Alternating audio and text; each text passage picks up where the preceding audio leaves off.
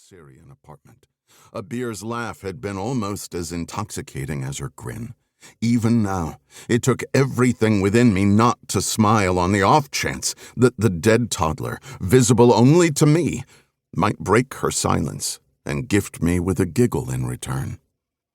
But I didn't smile, and I didn't wave, because men who interacted with imaginary children attracted attention. Austin, Texas might be the self-professed home of the weird, but I had no desire to make the acquaintance of the TSA men and women who worked at this airport. So I tried to ignore a beer, and the shakes started, right on schedule. The trembling began with a barely noticeable twitch in my left index finger, but left unchecked, the twitching wouldn't stay barely noticeable for long. Taking a deep breath, I curled the offending finger and two of its brethren into the opening chord of Take It Easy by the Eagles, picturing my hand wrapped around the smooth neck of my knockoff Gibson acoustic. Don't get me wrong. I liked newer music too, but Eagles songs had deceptively simple chord structures that even amateurs could quickly master. As founding members Don Henley and Glenn Frey had proven with hit after hit, sometimes greatness really was masked by simplicity. "How they looking, sir?" With a start, I shifted my attention from the phantom toddler to Jeremiah the shoeshine man, and then to my gleaming Ariat cowboy boots. The airport boasted quite a few shoeshine artists, but only one who'd acquired his skills at the polishing school of hard knocks, Marine Boot Camp. "Fine job, Jeremiah." "Thank you, sir," Jeremiah said, adjusting his ball cap over tufts of patchy white hair. "That'll be $8.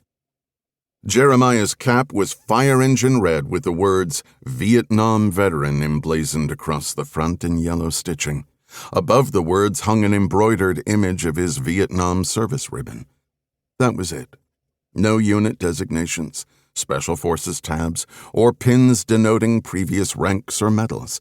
Just a faded red hat announcing that, unlike so many of his wayward generation, Jeremiah had answered his country's call to service.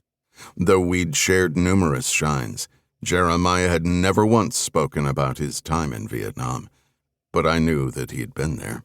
1, because he refused to talk about his service, and 2, because he had the look.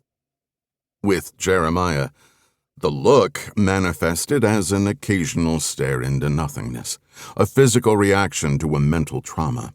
In other words, Jeremiah's eyes had seen things that his mind wished he could somehow unsee. I knew the feeling.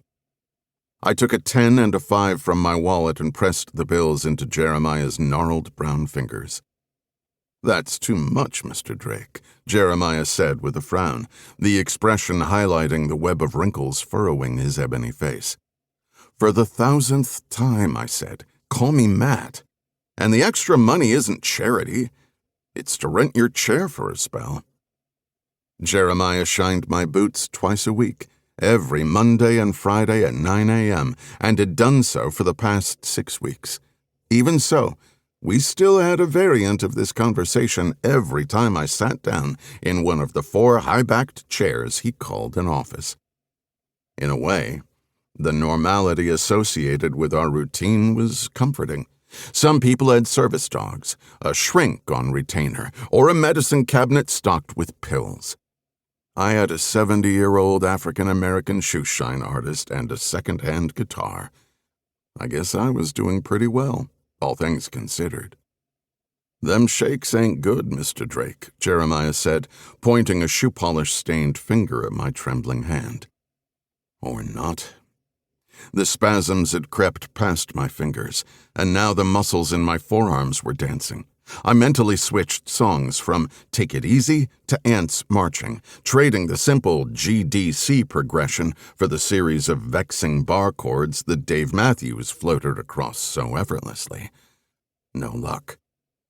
If I didn't stop the cycle soon, the tremors would evolve into something mirroring a full-fledged seizure, and that couldn't happen. Not now. Because the arrivals and departures monitor hanging over Jeremiah's right shoulder showed that the direct flight from